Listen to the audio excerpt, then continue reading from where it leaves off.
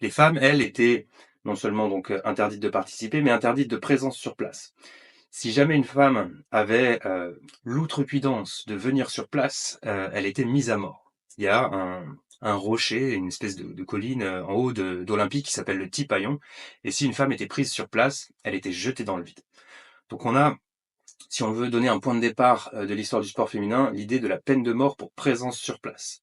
Après, il y a toute une anecdote avec une femme de haute famille qui s'appelait Férénice de Rhodes, qui a été épargnée. Donc je développerai ça peut-être une autre fois, mais ça a donné naissance au concept du gymnos dans le sport antique, c'est-à-dire l'idée de la nudité pour tout le monde. Gymnos qui va donner gymnase, gymnastique, c'est l'idée que tout le monde doit être nu, pour être bien sûr et certain qu'il n'y ait pas de femmes sur place. Après, vous allez avoir tout un tas de contradictions avec de la prostitution féminine, par exemple. Donc, il n'y a pas de femmes, mais c'est quand même ambigu d'un certain point de vue.